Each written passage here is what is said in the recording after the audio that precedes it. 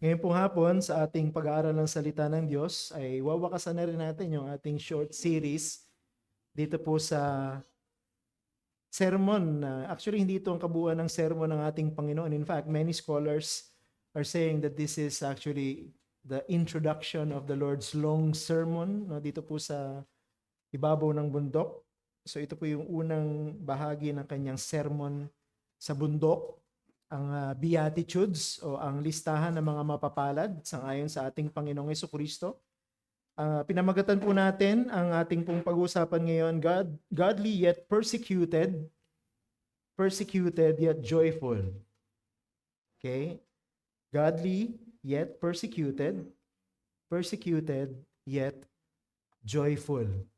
Matthew chapter 5 verses 10 to 11. Ito po yung huling beatitude. Babasahin ko po mula sa ang bagong ang Biblia. Please turn your Bibles sa Matthew chapter 5, 10 to 12.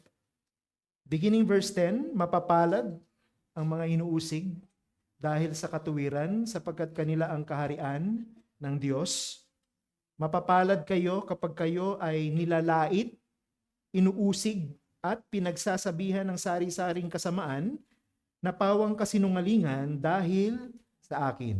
Verse 12, magalak kayo at magsaya sapagkat malaki ang gantimpala ninyo sa langit sapagkat gayon din nila inusig ang mga propeta na nauna sa inyo.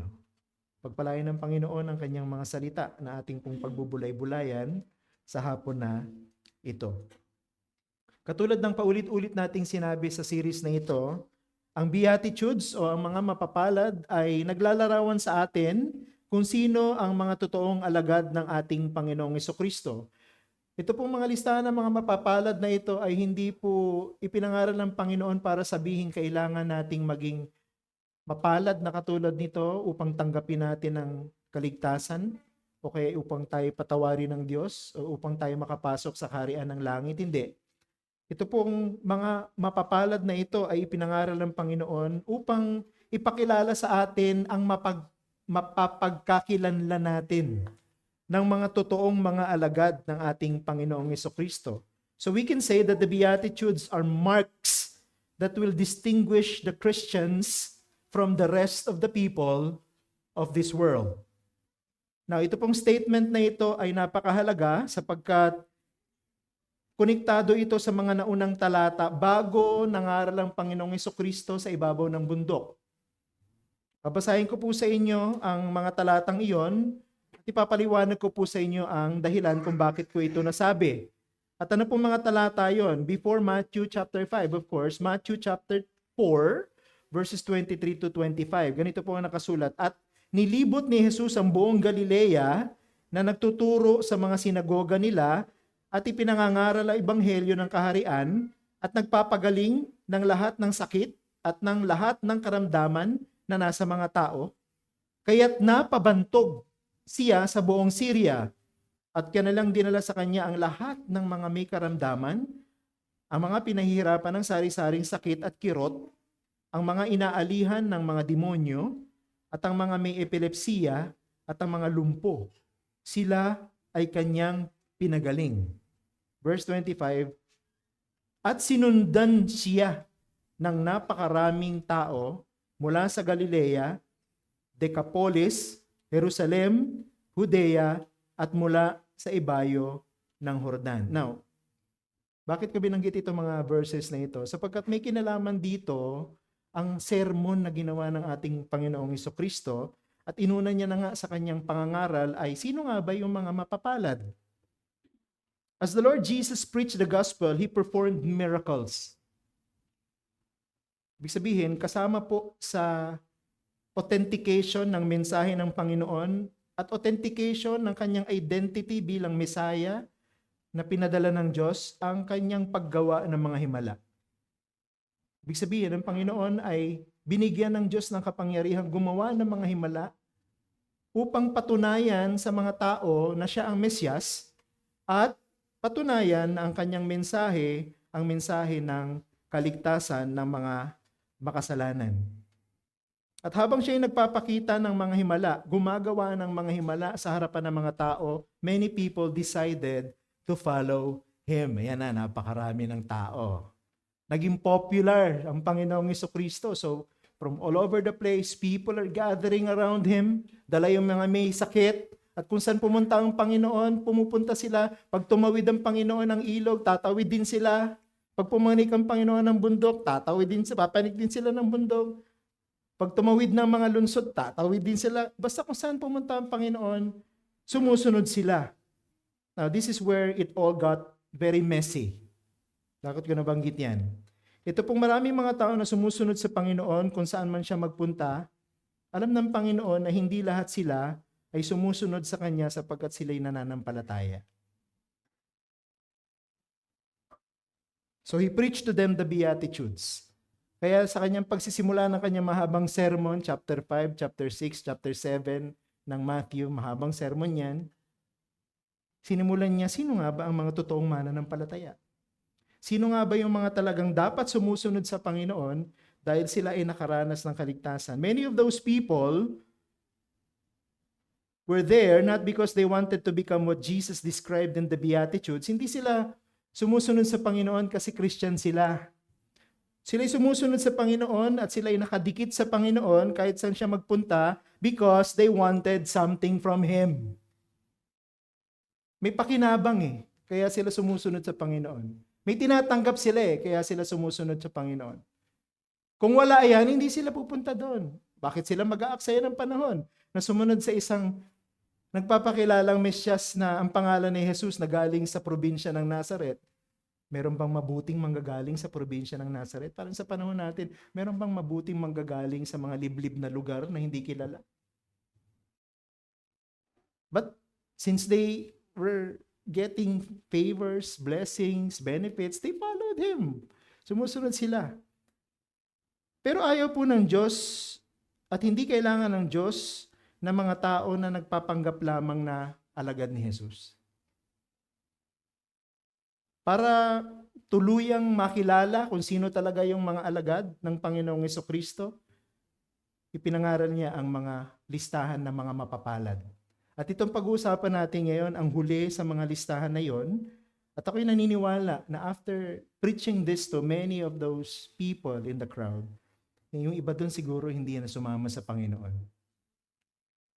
Gusto ko i-summarize yung pag-aaral natin sa ganitong paraan. Persecution is inevitable to those who want to follow Jesus, but joy is available together with the great reward of heaven. Ulitin ko po yan. Yung pong pag-uusig ay dapat inaasahan na darating sa mga gustong sumunod sa Panginoong Jesucristo, pero mayroong kaligayahan, may kasiyahan, kasama ang dakilang gantimpala ng kalangitan. So dalawang bagay po yung gustong bigyan ng diyan. Number one, godliness invites persecution. Tagaanyaya ng pag-uusig ang pagiging makadiyos. Pangalawa, persecution or rejoicing despite persecution. Merong kasiyahan, kagalakan sa kabila ng pag-uusig. So tingnan po muna natin yung number one. Godliness invites persecution. Doon pa lamang sa title ng ating first major point. Makikita na natin na kung gusto mo talagang maging banal, kung gusto mo maging makadiyos, kung gusto mo maging Christian, expect persecution. Narating na natin ang huling beatitude at katulad ng iba na nasa listahan ng tinalakay ng ating Panginoong Jesucristo, itong huling beatitude na ito ay tutulungan tayo para makilala, makilatis kung sino talaga ang totoong alagad ng ating Panginoong Jesucristo. In fact, ito pong pangwalong beatitude will prove to be the ultimate test that will reveal true discipleship. Sa pamamagitan ng huling beatitude, makikita kung sino talaga ang mananatiling susunod sa ating Panginoong Jesucristo. Anything can be counterfeited today. Anything precious can be counterfeited. Mula sa gold, di ba? Yung ginto, pinipeke. Ano pa? Diamante, pinipeke. Pati software, pinipeke. Di ba? At marami pang iba. So napepeke na yata lahat ngayon. Pati tao yata pinipeke ngayon. No? Pero kahit na marami pong napepeke, meron din pong mga pamamaraan na available kung gusto nating malaman kung ang isang bagay ay peke o hindi. Di ba? Meron yan. Ma-expose natin yung genuine at saka hindi genuine. Ganon din po sa discipleship. Ganon din po sa pananampalataya. Many people today claim themselves to be Christian, yet they are fake. Ulitin ko yan ha. Marami po mga tao ngayon, sinasabi nila Christian ako, mananampalataya ako ng Panginoon, pero ang totoo hindi sila genuine disciple of Jesus Christ. Alam niyo, yung pong mga maling katuruan ngayon ay ginagamit ang modernity o yung pagiging makabago ng panahon para gawing parang madali ang maging Christian. Nandiyan ang social media, YouTube, at marami pang iba na social media platform. At sa pamamagitan ng mga social media platform na to, becoming a Christian became a lot easier today. Kaya napakaraming mga tao ang nagdadaksaan sa loob ng church. Uso yung mga mega churches, kung saan hindi magkasya ang mga tao sa isang building, kaya nagpapagawa sila ng mga building na kasing lalaki ng mga mall para mapagkasya ang mga tao sa loob. At the same time, komportable pa rin sila sa kanilang gathering pagka sila ay magkakasama. But so many people are drawn to the church for so many reasons, but not all of them come because the Father has drawn them to His Son. That's a very crucial statement. Marami pong mga tao nagsisiksikan sa iglesia sa maraming kadahilanan. Hindi ko iisa-isahin yung possible reasons kung bakit sila pumupunta sa church. Pero hindi po lahat ng mga taong pumupunta sa church dinala ng Ama patungo sa kanyang anak. Not all of them. Just as the Lord knew that there was danger sa pagpapahintulot na maraming tawang sumusunod sa Kanya na nagpapanggap lamang pala ng mga nananampalataya sa Kanya, pero hindi naman. Kaya ang ginawa ng Panginoon, He applied the litmus test. Yung pinakamatindi at pinakamabagsik na uri ng test. At dapat ganun din po ang gawin natin. Kailangan mabatid natin, malaman natin, ma-expose natin sa tamang pamamaraan kung sino ang mga totoong Christian at kung sino ang nagpapanggap lamang. Ang totoo, pag na-expose natin yung mga nagpapanggap lamang, we are actually helping them. Why? Pagkat makikita at makaklarify natin sa kanila na akala nang nila Christian sila. At hindi sila mapapahamak. Bakit? Pagkat makikita nila, oh, hindi pala talaga ako Christian because after applying this test and then, I still have hope. May pag-asa pa ako. Kesa yung akala mo Christian ka hanggang namatay ka, matapos yung pala itatapon ka lang sa impyerno because you are not a Christian or you do not belong to Christ. So what did the Lord teach us here na pinakamainam na paraan para i-expose kung sino yung mga tinatawag na pretentious Christians o yung mga nagpapanggap lamang? Ang ginawa ng Panginoon, ipinangaral niya sa kanila that godliness invites persecution. Na kung totoong gusto mong maging Christian, gusto mong maging maka-Diyos, expect mo, uusigin ka dahil sa iyong pananampalataya. Verse 10, mapapalad ang mga inuusig dahil sa katuwiran sapagkat kanila ang kaharian ng langit. Ang Biblia ay punong-puno ng mga warning na ang pag-uusig ay darating sa kanila ng mga miyembro ng kaharian ng Diyos. Ulitin ko yan, ang Biblia ay puno ng mga babala na darating ang pag-uusig, na maghihirap sila ng mga miyembro ng kaharian ng Diyos. Ang Panginoong Jesucristo mismo, sinabi niya mga salitang ito sa John chapter 15, verse 20. Yan sabi ng Panginoon, alalahanin ninyo ang salitang sinabi ko sa inyo, ang alipin ay hindi higit na dakila kaysa kanyang Panginoon. Kung ako'y kanilang inusig, kayo man ay kanilang uusigin din. So doon pa lang sineseta ng Panginoon yung proper expectation. Diba? So bago na capitalize ito ng mga companies, corporations, yung set proper expectation, ginawa na ng Panginoon yun.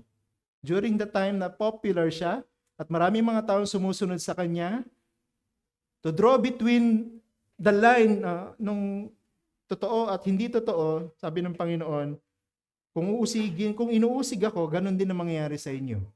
Expect persecution. Si Apostle Paul, tinuruan niya din si Timothy. Sabi sa 2 Timothy 3:12, tunay na ang lahat ng ibig mabuhay na may kabanalan kay Kristo Jesus ay daranas ng pag-uusig. So Paul, kanina Jesus setting expectation to his followers. Now Paul setting expectation to his disciple Peter. And then the apostles, naranasan din nila ito. And then they also set expectations to the other disciples. Doon sa Acts chapter 14 verse 22, ang sabi ng mga alagad, sa pamamagitan ng maraming mga kapighatian ay kailangang pumasok tayo sa kaharian ng Diyos. In other words, habang tayo ay nasa daan papunta sa kaharian ng Diyos, daranas tayo ng maraming kapighatian, pagdurusa, paghihirap. That is part of Christianity. So genuine disciples are not to be surprised. Hindi tayo dapat nagugulat, bakit ako pinapersecute? Bakit ako inuusig dahil sa pananampalataya ko? We must actually expect persecution to come.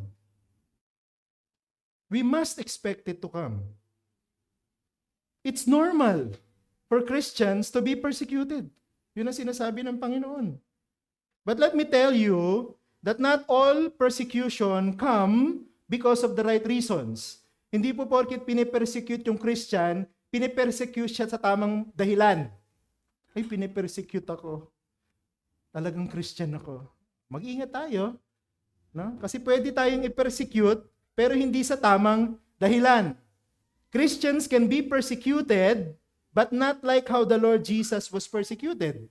Ang sabi niya, kung papaanong inusig ako, dapat ganun din ang mangyayari sa inyo. Yun ang sinabi ng Panginoon. So ibig sabihin, dapat yung pag-uusig sa atin, katulad ng pag-uusig sa Panginoon, at yung dahilan ng pag-uusig sa atin, dapat katulad ng dahilan ng pag-uusig ng mundo sa Panginoon. The Lord Jesus knew, ito pong katotohanan na ito, so He made sure na madidiscern natin if we are being persecuted because of the right reasons or not. He gave us 2 hints. Number 1, be persecuted for righteousness' sake. Yun ang sabi ng Panginoon. Para ma-discern daw po natin kung tayo pinipersecute dahil sa Panginoon at dahil sa pananampalataya natin o dahil Christian tayo, we must be persecuted for righteousness' sake. Mapapalad ang mga inuusig dahil sa katuwiran. Binigay ng Panginoon yung reason, di ba? Kung uusigin tayo, dapat inuusig tayo dahil sa katuwiran. Nakita niyo, ang Panginoon, alam niya that Christians in His time and also Christians in the future would experience persecution, pero hindi lahat sila may persecute for being righteous. Ha? Hindi po lahat ng Christian ay pinipersecute dahil sila ay righteous. Si Apostle Peter, binigyan niya tayo ng idea, siguro, na may nakarating sa kanyang issue na ganito, pinipersecute, pero siguro na-examine niya, hindi ka naman pinipersecute dahil sa pananampalataya mo eh. Pinipersecute ka dahil gumagawa ka ng masama. Ang sabi niya dito sa 1 Peter chapter 3 verse 14 and 17. Sabi niya, subalit, magdusa man kayo ng dahil sa katuwiran ay mapapalad kayo. Parang sinasabi ng Panginoon, di ba? Mapapalad ang mga inuusig. Ganon din sinabi ni Apostle Peter. Huwag kayong matakot sa kanilang pananakot ni mabahala. Sapagkat, verse 17, mas mabuting magdusa dahil sa paggawa ng mabuti, kung iyon ay kalooban ng Diyos, kaysa magdusa dahil sa paggawa ng masama. O, meron pa palang pagdurusa dahil sa kabutihan at katuwiran, at meron din palang klase ng pagdurusa dahil gumagawa ka ng masama. Kailangan maging malinaw tayo dito, mga kapatid. This is from the scriptures, this is from God's word. Christians can be persecuted for doing what is evil. Kahit ka Christian, born again ka, member ka ng church, pwede ka palang persecute, pwede ka palang usigin, awayin, pagsalitaan ng masakit, pintasan, hindi dahil Christian ka, kundi dahil gumagawa ka ng masama. How many times have we heard about Christians na na-expose sa kanilang kasalanan at napahiya Dahil sumusuway sila sa kagustuhan ng Diyos. Di ba just recently, we heard about a very popular preacher. Kilalang kilala sa buong mundo. Kilalang kilala sa Reformed community. Magaling na preacher. Maraming commentary na isulat, maraming librong na isulat, nagtuturo sa paaralan ng mga naghahanda para sa pagpapastor, nagpipreach sa mga conference para sa mga pastor. Pero napatunayan na meron pala siyang karelasyon na babae mas bata sa kanya, na-expose. So siya inusig, siya ipinintasan, maraming tao na nagtitiwala sa kanya ngayon, galit na sa kanya, hindi dahil sa kanyang pananampalataya, kundi dahil gumawa siya ng masama. Gumawa siya ng kasalanan. Sila ng mga napapakilalang Christian, pero na-expose dahil sa kanilang mga kasalanan, tumanggap ng kahihiyan sa publiko, ang resulta na wala ang tiwala ng mga tao sa kanila, hindi po sila pinapersecute in the context of this beatitude. They were being persecuted for doing what is evil. Mag-ingat po tayo. Tiyakin natin na tayo po ay inuusig dahil sa paggawa ng katuwiran. The Lord made it clear in this beatitude that only those who are being persecuted dahil gumagawa sila ng katuwiran ang blessed at ang tatanggap ng pabor ng Diyos. Pero kung hindi, tatanggap ka ng kahihiyan at parusa. Pangalawa na binigyan ng Panginoon na hint and clarification, kung tayo man ay persecute, we must be persecuted for Jesus' sake. Be persecuted for Jesus' sake. Verse 11, mapapalad kayo kapag kayo ay nilalait, inuusig at pinagsasabihan ng sari-saring kasamaan na pawang kasinungalingan dahil sa akin, sabi ng Panginoon. Dahil sa akin. Dito, tinuturuan tayo ng Panginoon na ang persecution in the context of the beatitude means this. Yung pong persecution, sa original, ang ibig sabihin is to pursue or chase after something with intensity. Yung pala ibig sabihin ng persecution. Meron kang hinahagat, meron kang hinahabol. Alam mo yun, meron kang hinahabol, meron kang tinutugis. At kaya mo siya hinahabol, kaya mo siya tinutugis, sapagkat gusto mo siyang saktan. So, hindi po ito positive na word. Yung pong mga namuhi kay Jesus, nagalit kay Jesus nung siya nandito sa mundo, pinersecute siya, hinabol siya, hinagad siya, tinugis siya, dahil gusto siyang saktan. At alam natin yung kasaysayan, nagtagumpay sila na abutan ng Panginoon, hulihin ng Panginoon, saktan ng Panginoon, harasin ng Panginoon, hanggang sa ipako siya sa krus. That's persecution. It ended with death.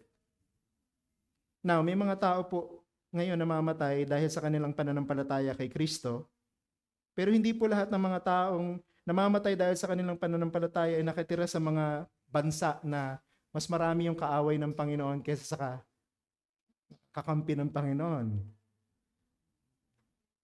Paano naman yung mga nakatira sa mga bansang mapayapa katulad ng Pilipinas, Amerika? Meron pa bang persecution sa mga ganong klase ng bansa? Malaya, mapayapa, alam mo yan, people are so comfortable, tinatanggap ang lahat. Can we expect persecution sa mga ganitong klase ng sitwasyon? Ang sabi ng pinag-aaralan natin, dapat kahit saan ka nandun, kahit anong klase ng sitwasyon mo, kahit anong bansa ka nakatira, asahan mo, darating dapat yung persecution. Dapat usigin ka dahil Christian ka. The Lord said that whenever we are being mistreated or even harassed, kahit nga verbally take note of this, verbally. Sabi niya sa talata, nilalait at pinagsasabihan ng sari-saring kasamaan na pawang kasinungalingan. So that's persecution. Alam mo yun, yung pinipintasan ka, sinisiraan ka, nagsisinungaling tungkol sa'yo, hindi dahil masama kang tao, kundi dahil Christian ka. Yun. Yung sinasabi ng Panginoon, pwede magkaroon ng persecution. Dapat magkaroon ng persecution. Persecution na yun. However, huwag natin kalimutan na kinwalify ng Panginoon to na kung daranas ka man ng ganitong klase ng maltrato mula sa mga tao, dapat ginagawa nila yan sa'yo dahil sa akin. Hindi dahil masama kang tao. Masama ugali mo. No, hindi dahil ganon, kundi dahil sa akin. Kumbaga kaya tayo pinagsasabihan ng masakit, kaya tayo minumura, no? Kaya tayo sinisiraan, kaya tayo sinusumpa ng mga tao, dahil sa ating pananampalataya. Dahil tayo tapat sa Panginoon. At dahil tayo ay nagsishare ng gospel sa mga taong ito. One commentator said, at tama siya sa kanyang sinabi, na ang problema po natin sa panahon na ito, hindi po yung merong persecution. Ang problema po natin sa panahon na ito at nakakabahala ito, walang persecution. Ulitin ko yan ha. Kung sinabi ng Panginoon na dapat may persecution sa mga Christian, sa anumang panahon, sa anumang lugar, nasaan ka man naroon, ang problema at ang nakakabahala sa panahon natin ngayon, walang persecution. Hindi tayo nakaka-experience ng persecution. And notice, ang isa sa mga dahilan kung bakit hindi tayo nakakaranas ng persecution, masyado nating pinoproteksyonan yung sarili natin dahil nagkukulong tayo sa mga iglesia, kasama ang mga Kristiyano, ayaw nating lumabas. Sino magpe-persecute sa atin kung nandun tayo sa loob? Sino magpe-persecute sa atin kung hindi tayo lumalabas? Masyado tayong shield, masyado tayong protected sa loob ng ating comfort zone. Kaya walang persecution. And that is very alarming, sabi ng Panginoon. Sabi niya, we must be persecuted dahil Christian tayo, pero kung hindi tayo persecute, there's something wrong. We're doing something wrong. At yun nga isa, tama siya sa sinabi niya sa kanyang commentary. Because many churches today are locking themselves inside their churches to protect themselves from being persecuted. Mali yun. Pansinin niyo po sa Bible, bakit ang mga Christian sa Bible, Old Testament, New Testament, bakit lagi silang pinipersecute? Basahin yung mga propeta sa Old Testament, si David, no?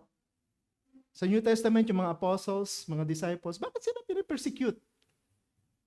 Ang simpleng sagot, hindi kasi nila iniiwasan na makisalamuha sa mga tao at hindi nila tinatago yung mensahe ng ebanghelyo sa kanila, kundi ang ginagawa nila, lumalabas sila ng church, dala nila yung mensahe at binapayag nila sa mga tao. Ganun ang ginagawa ng mga Christian. At dahil sa ganitong paraan, tinatanggap nila yung persecution. Sinisiraan sila, pinipintasan sila, tinataboy sila, inaaway sila. Bakit? Dahil pag pinangaral natin ang mabuting balita, we are exposing people in their sins at yung kanilang pagiging vulnerable sa punishment ng Diyos. At yung parang sinasabi natin sa kanila na kung hindi kayo kikilala na ang Diyos na ito, na may kapangyarihan kayo hatulan, siya rin ang may kapangyarihan na kayo ligtas, umasa kayo tumawag. Hindi lahat ng tao tatanggapin yung mensahe na yun. Hindi lahat ng tao matutuwa sa mensahe na yan. Yung mga Kristiyano po sa New Testament, sa Old Testament, they were living as they were supposed to be. Mga saksi sa Ebanghelyo, at ang resulta nun, persecution. Anong nangyari sa mga Christian ngayon? Dito tayo sa loob ng church. Malamig sa loob ng church, no? Komportable sa loob ng church. Yung mga invite natin sa loob ng church, no? Magparami tayo ng mga miyembro sa loob ng church, wag na tayong lumabas kasi pag lumabas tayo, may persecute tayo. Ito naman tayo sa loob. Ang sabi ng Panginoon, dapat usigin ka eh. Hindi po natakot itong mga Kristiyano na ito na magsalita para kay Kristo. Ipatotoo si Kristo. Sa trabaho nila, pinapangaral nila si Kristo. Pag pinangaral nila sa Kristo, may expose yung kasalanan nila. May expose yung kanilang mga corruption and so on and so forth. At pag ginawa mo yan, halimbawa sa school, ginawa mo yan, pag nangaral ka ng gospel, may expose yung kasalanan ng pangungopia, chismis, immorality, and so on and so forth. Palagi nyo mo, matutuwa ang mga tao pag ginawa niyan. Siyempre, magagalit sa iyo. At dahil patuloy ka sa pangangaral ng Ebanghelyo, patuloy naman na-expose yung kanilang pagiging masama. Sa harapan ng Diyos, anong gagawin nila sa iyo? Sasaktan ka. Aawayin ka. Sisiraan ka. Pahihirapan ka. Ibubuli ka. Pero hindi dahil sa mukha kang engot kaya ka binubuli, kundi dahil Christian ka at matapang ka sa pag-share ng gospel sa kanila. Kaya ka binubuli. Iba yun. Yung mga tao nai-irritate pag pinipreach natin yung gospel. Bakit pinapakita natin sa kanilang kaaway sila ng Diyos? Maraming mga tao sa mundo, di ba, naniniwala silang mahal sila ng Diyos. Naniniwala silang maka-Diyos sila. Pag pinangaral natin yung gospel, na-expose ngayon na hindi pala sila kinatutuwa ng Diyos, kundi kinamumuhian ng Diyos. At dahil hindi sila Christian at hindi sila mananampalataya ni Kristo, parurusahan sila sa impyerno. May irritate sila, magagalit sila. That's why godliness invites persecution. If we are not being persecuted because of Jesus and His gospel, dapat tanongin natin ang ating sarili, tayo ba talaga ay nabubuhay para kay Kristo at para sa Kanyang Ebanghelyo? Ginagawa ba natin talaga yung katungkulan natin bilang Christian? Ginagawa ba natin talaga yung katungkulan natin bilang church? Don't stay inside the church. Go out and preach the gospel. Challenge the people, no? Na magpasakop kay Kristo. And expect persecution. Let's move to our second major point, rejoicing despite persecution. Naku, sabi ng iba, ayoko na nga maging Christian. Kaya siguro marami doon sa mga sumusunod sa Panginoon, matapos sabihin ng Panginoon sa kanila ito, hindi na sumunod, nag-uwi na siguro. Ayoko na nga sumunod dito, mahihirapan lang pala ako. Hindi pala puro kasiyahan, meron palang dusa. Ayoko ng dusa. Gusto ko saya. Pero dito, sinabi ng Panginoon sa pangalawa, persecution is inevitable kung mabubuhay tayo para sa Panginoon, according to the pattern of the Beatitude, pero there is a reward. Kasi kung ikaw ay magiging poor in spirit, yan yung isa sa mga pinag-aralan natin, ang magiging focus mo ay yung pangangailangan mo sa Diyos. Kung poor in spirit ka, you will see yourself at makikita mo yung Diyos. Kailangan mo ang Diyos. At hindi mo kailangan ng ibang tao, kailangan mo lang ang Diyos. Para sa mga tao, isipin nila na ikaw ay mayabang pagkaganyan. Hindi mo sila pinapansin, hindi mo sila hinihingan ng tulong, kapagkat ang Diyos lang ang inaasahan mo. So magiging negative ang tingin nila sa iyo. If you are to mourn, kung ikaw ay malulungkot at iiyak dahil sa iyong pagkaunawa, sa iyong pagiging makasalanan, you will spend more time contemplating. Alam mo yun, yung iniisip mo yung kasalanan ginawa mo sa buong araw, iniisip mo yung sarili mo, inaalagaan mo yung testimony mo. Ang tingin ng mga tao sa ganyan, ini-ignore mo sila, dinidisrespect mo sila, wala silang kwenta sa'yo. May irritate na naman sila sa'yo. If we are to become meek, according to the Beatitude, mapagpakumbaba, gentle, hindi tayo hahanap na maghiganti sa mga taong gumagawa sa atin ng masama. Ang tingin ng mga tao sa mundo sa ganyan, kahinaan. Weakling ka. Hindi mo kaya pagtanggol ang sarili mo. If we are to hunger and thirst for righteousness, hahanapin lang natin yung mga bagay na patungkol sa Diyos at sa Kanyang kaharian. Yun lang importante sa atin. No? Of course, importante yung physical things, material things, but mas importante yung spiritual things. Tingin ng mga tao dyan, weird ka. Parang nabubuhay ka sa mundo pero sa ibang mundo yung isip mo. Ang tingin niya, weird. Weirdo. Ayaw nila sa iyo, iwanan ka nila. Pag darating ka, tatalikuran ka nila. Pag sasabay ka sa kanila kumain, iwanan ka nila sa table. Kasi ayaw nila ng weirdo. If we are to become merciful, maawain, magiging sensitibo tayo sa pangangailangan iba, at dahil sensitibo tayo sa pangangailangan iba, maaawa tayo sa kanila, at tutulong tayo sa kanila sa abot ng ating mga kaya. Ang tingin ng mga tao dyan, nagkukunwari lang tayo. At gusto natin na purihin tayo ng mga tao, kaya tayo gumagawa ng maganda. Attention seeker.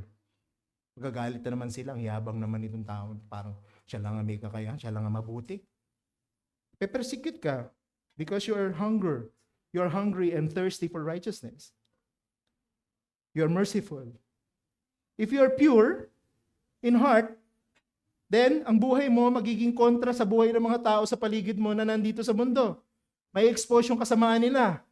Diba? Pagka naging pure ka, malinis ang pamumuhay mo, para kang salamin na nakikita nila yung kanilang mga kasamaan. Nare-reflect, no, yung kanilang mga kasamaan sa kanilang mga sarili. Of course, people will hate that. Ayaw nila yan. Isipin ng mga tao, ano ka? Para kang si Mike Enriquez na nag-expose ka ng mga kasalanan ng mga tao.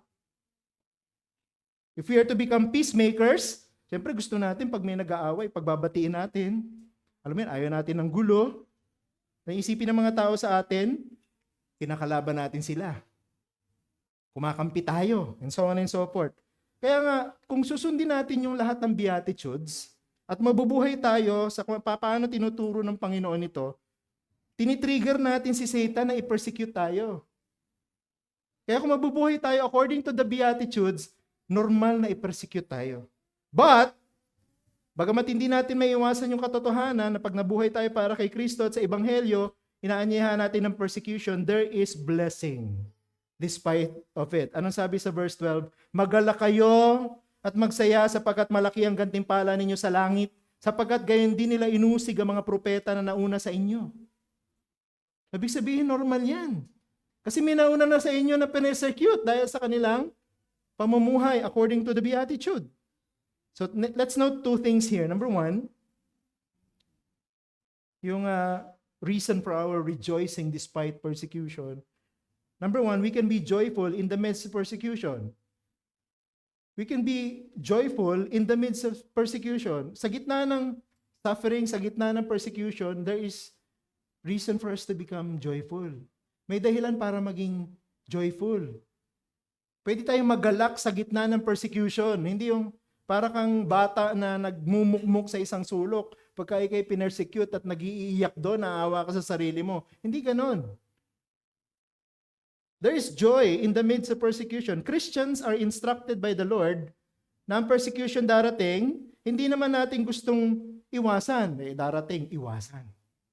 Yun ang ginagawa ng marami, nagkukulong sa church. Dito tayo, pag pumunta tayo sa cafe, kasama natin yung mga Christian. Diba? Doon tayo mag-prayer meeting. O anong ginawa ng isang Christian organization na nagsiksikan sa isang maliit na cafe? After 4 hours, anong ginawa nila? Pinintasan nila yung cafe? Sa social media? Pagiging Christian ba yun? So anong ginawa nung may-ari ng cafe? Binalikan sila. In-expose din yung kanilang ginawa. O napahiya ngayon sila, nag-apologize sila. Nangyari ba sa kanila yun dahil nagpaka-Christian sila? Hindi. Dahil gumawa sila ng masama. Hindi sila pinersecute dahil Christian sila. Pinersecute sila dahil masahol pa sila sa hindi Christian sa kanilang ginawa. On the other hand, dahil alam natin na darating ang persecution, huwag naman natin gawin ang lahat ng dahilan para i-persecute tayo katulad ng ginawa ng Christian organization na yun. Nakakahiya. Nung narinig ko sa inyo sa social media, sabi ko, sino bang pastor nitong mga bataan na to? Baka hindi tinuturuan. Persecution will naturally come when we naturally walk like the Lord Jesus. Kung ipe-persecute man tayo, i-persecute tayo dahil katulad tayo ng Panginoon. Nabubuhay tayo kagaya ng Panginoon, hindi kagaya ni Satan. At hindi kagaya ng mga tao sa mundong ito. Sila ng mga nasa dilim, ayaw nilang ina-expose sila ng liwanag. Yung mga tao ni Satanas, galit sila sa mga tao ng Diyos. When we become light in this world, ang mga kaaway ng Diyos will do everything para patayin yung ilaw natin. Ayaw nila ng liwanag. So gagawin nila, patayin yung liwanag. So life in this world, para sa mga tapat na Christian, will be extremely hard. Mahirap. Pero kung Christian ka, nandito sa mundo, pero wala ka na-experience na hardship, there's something wrong. Huh? There's something wrong. But the Lord said, we can still rejoice even in the midst of persecution. Papaano yan? Verse 12, Tingnan niyo yung verse 12, yung last part. Sabi diyan, sapagkat gayon din nila inusig ang mga propeta na nauna sa inyo. Saan sila humugot ng kagalakan sa gitna ng persecution? Halimbawa, kilala natin ang isang propeta ng pangalan ni Jeremiah sa Old Testament. Alam niyo si Jeremiah, the prophet Jeremiah, he was mistreated by his own people. Mga Israelita rin mismo ang nagmaltrato sa kanya, umaway sa kanya, nanakit sa kanya. And there was one instance si Jeremiah, tinapon ng mga kapwa niya Israelita sa isang balon na walang laman para mamatay doon. Anong ginawa ni Jeremiah? Tumingala siya sa Diyos, humingi siya ng tulong, at sinaklolohan siya ng Diyos. Pinalaya siya doon sa balon. Alala natin si Haring David. Si David din ay pwedeng masabing propeta ng Diyos. Anong ginawa ng mga kaaway niya, si Saul, yung mga sundalo ni Saul? Di ba hinagad siya, tinugis siya. Kung saan-saan nagtatago si Haring David, sa mga kuweba, so on and so forth, para maligtas yung buhay niya. Gusto siyang patayin, pero anong ginawa ni David? Umasa siya sa Panginoon. Nagtiwala siya sa Panginoon. Sino ang nagligtas sa kanya? Ang Panginoon. Alala natin si Daniel, isang propeta rin ng Diyos. Dahil sa kanyang pagiging tapat sa Panginoon, nananalangin siya sa oras na nananalangin siya dapat, pinagbawal na manalangin sa ibang Diyos maliban sa emperador. Hinumbong siya, nahuli siya. Anong ginawa ng mga kaaway ni David? Tinapon siya doon sa kulungan ng mga leon para ipakain siya. Laking gulat nila, kinabukasan, buhay pa si Daniel. Bakit? Hindi pinahayagan ng Diyos na masaktan siya ng mga leon. Niligtas siya ng Diyos sapagkat si Daniel umasa sa Diyos, humingi ng saklolo sa Diyos. Lahat ng mga propeta na to, umasa sila sa Diyos at yung pag-asa nila sa Diyos, yun yung nagbigay sa kanila ng kapayapaan. Yun nagbigay sa kanila ng kagalakan sa gitna ng kanilang mga sitwasyon na pinagdadaanan na sobrang hirap. Ito yung nag-sustain sa kanila. Ito yung nagdala sa kanila sa kaligtasan. Kaya yung joy available in the midst of persecution, kung tayo ay aasa sa Panginoon at wala nang iba. Yun ang paraan. Huwag din natin kalimutan yung mga apostol sa bagong tipan, di ba? Anong ginawa ng mga kaaway ng mga Hudyo, ng mga apostol? Sinaktan sila, binugbog sila, hinagupit sila, pagkatapos tinapon sila sa kulungan. Ano po yung ginawa ng mga apostol? Mga alagad, nung nasa loob ng kulungan, sila ba'y nag-iiyak doon, naaawa sila, nagse-self-pity ba sila doon? Bakit nangyari sa atin ito? Hindi. Ano yung kwento sa atin sa Book of Acts? Habang sila'y nakakulong, no? Pasang-pasa ang kanilang mga katawan, puro sugat, nagdurugo pa marahil. Anong ginagawa ng mga alagad? Umaawit sila ng mga himno sa Panginoon. Sa gitna ng kanilang sitwasyon, nananalangin sila, nagre-rejoice sila, sapagkat sila'y nag-suffer because of Jesus Christ. At anong ginawa ng Panginoon? They were powerfully released from prison. There was one instance, di ba, lumindol ng napakalakas, nagbukasan yung mga pintuan, nakalaya sila. There was one instance, ganun din, nakakulong sila. Nagpadala ang Diyos ng anghel para buksan yung mga pintuan, nakalaya sila. Hindi maiwasan yung persecution kung nagpapaka-Christian tayo. Pero may joy in the midst of suffering kapagkat galing sa banal na Espiritu ang kagalakan na meron tayo. Ang kapayapaan na meron tayo ay nakaangkla sa malalim na bato ng ating Panginoong Jesucristo. And this leads us to the next important thing we need to consider para magkaroon tayo ng kagalakan sa gitna ng ating pong mga pagsubok. The second thing is we will receive great reward in heaven. We will receive great reward in heaven. Verse 12, yung huling bahagi, sapagkat malaki ang gantimpala ninyo sa langit. Malaki ang gantimpala. Pwede pala tayo mag-rejoice in the midst of suffering because we will receive a great reward in heaven. So merong joy habang nandito tayo sa mundo at nagdurusa, merong great reward pag dumating na tayo sa langit. Nakita mo yun? Kaya kahit anong sitwasyon ngayon, yung sitwasyon mo hanggang doon sa pagdating mo sa langit, merong promises ang Diyos sa mga totoong Christian. Kaya makakatawid tayo Meron pong aklat na ang tawag Fox's Book of Martyrs. At doon po, laging ko inuulit-ulit, kinukwento sa inyo na nakasulat ang maraming mga kwento patungkol sa mga Kristiyano noon na nagdusa, pinahirapan, pinatay dahil sa kanilang pananampalataya sa Panginoong Jesucristo. At ang kamatayan nila hindi simple. Kamatayan nila, Nakakakilabot. Alam nyo, ang mga tao sa panahon na to, alam lang yung mga ganong klase ng kamatayan kasi napapanood sa horror movies. Pero ginawa sa kanila. Alam mo yun, hinahati sa gitna, pinapakain sa leon, sinusunog ng buhay, and so on and so forth. Alam lang natin yan kasi napapanood mo sa horror movies. Pero sila pinagdaanan nila, at kaya ginawa sa kanila yan dahil tapat sila sa Panginoon sa kanilang pananampalataya. Sabi ng mga kaaway, talikuran mo na yung pananampalataya mo at mabubuhay ka. Pinipili nila hindi. Mananatili ako sa pananampalataya ko kahit patayin mo ako. Pero anong dahilan kung bakit nagawa nila yan? Napiliin ng kamatayan, di ba tayo ayaw nating mamatay? Ayoko mamatay. Dali mo ako sa ospital. No? Di ako makahinga. Nadali mo ako sa ospital, ayoko mamatay. Pero sila, andun na sa harapan nila yung kamatayan, hindi nila iniwasan. Tinanggap nila, niyakap nila ang kamatayan. Bakit? Sapagkat meron silang pag-asa, pagkatapos ng kamatayan, makikita nila ang Panginoon ng mukhaan. Makikita nila ang Panginoon ng mukhaan.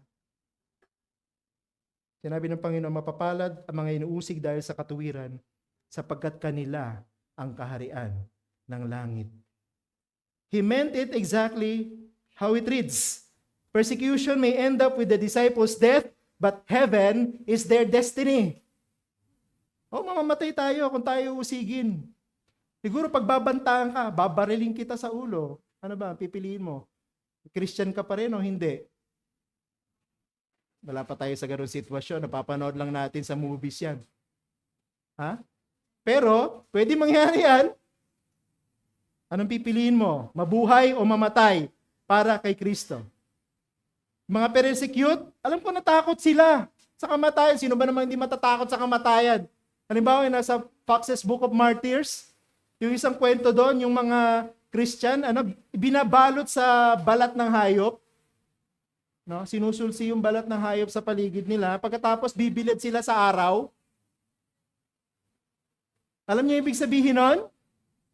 Pagka binilid ka sa araw, tapos balot ka ng balat ng hayop, magsishrink yun.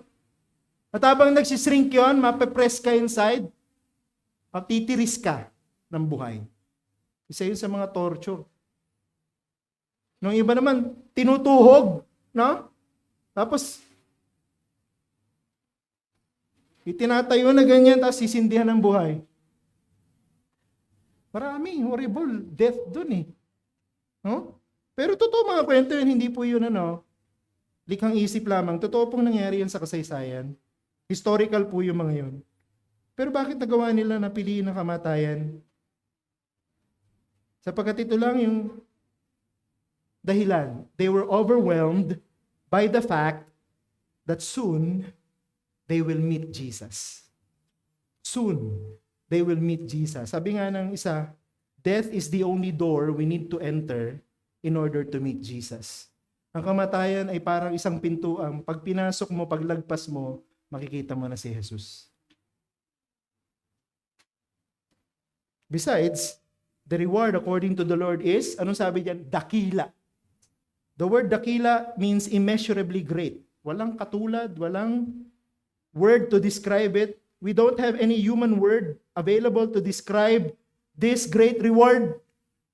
Para dun sa mga pinersecute dahil sa kanilang pananampalataya, sabi ni Paul dun sa 2 Corinthians 4:17, sapagkat inihahanda kayo nitong magaan at panandali ang kapighatian para sa walang hanggan at di masukat na kaluwalhatian. So yun pala yung ibig sabihin ng great reward. Hindi kaya nating sukatin. Walang words available today that we can use to describe that great reward. Pero sabi ng Panginoon, you will receive a great reward in heaven. So ma-enjoy mo na lang siya, ma-appreciate mo na lang siya, maintindihan mo na lang siya pag nandun ka na sa heaven. Pero ngayon, di natin ma-express yung greatness of that reward. Pero sinabi ng Panginoon, you will receive it if you will suffer because of the gospel and because of me. Kaya mga kapatid, bilang pagbuwakas, huwag tayong maduwag sa suffering dahil Christian tayo. Huwag tayong matakot kung tayo ay sasaktan, pagsasalitaan ng masama, lalaitin dahil sa ating lifestyle, holiness. Alam mo yun, yung huwag kang mahiya na mag-pray sa gitna ng mga kasamahan mo sa trabaho bago ka kumain, at huwag kang mahiyang marinig nila yung prayer mo. Yung iba ayaw mag-pray bago kumain kasi tutuksuhin ako ng mga nito napakabanal ko. Doon pala makikita mo na ayaw ma-persecute eh. Huwag kang mahiyang mag-invite sa church. No? Huwag kang mahiyang maging mabait sa kapwa mo. No? Huwag kang maging masama sa kapwa mo. Pipintasan ka at ichichismis ka kung masama kang tao. Pero sana mapintasan tayo at chismis tayo dahil mabait tayo at Christian tayo. Magpatuloy tayo sa Panginoon. Sapagkat kahit ano mangyari, matibay ang ating pag-asang nakaangkla sa Panginoon. We must not compromise these beatitudes. Mabuhay tayo sang-ayon sa kanila araw-araw. At asahan natin, despite our sufferings, the Lord will greatly reward us. Manalangin po tayo. Aming Ama, maraming salamat sa aming pong pinag-aralan na ito. Huli sa mga beatitudes. And yet, the greatest test of them all, because i-reveal nito kung sino talaga yung sumusunod sa iyo because they love you and because they are loyal to the gospel. We are inviting persecution when we want to become godly Christians. Pero may promise ka naman sa amin, you will sustain us with joy because of the great reward and because of the peace that comes from you. So tulungan niyo po kami to go out. Huwag kami masyadong magtago sa loob ng church. Kundi lumabas kami at maging handa kami sa persecution kung makikita ng mga tao na ito na kami nabubuhay katulad ng sa aming Panginoon. Bless these words in our hearts. Ito pong aming dalangin sa pangalan ni Jesus. Amen.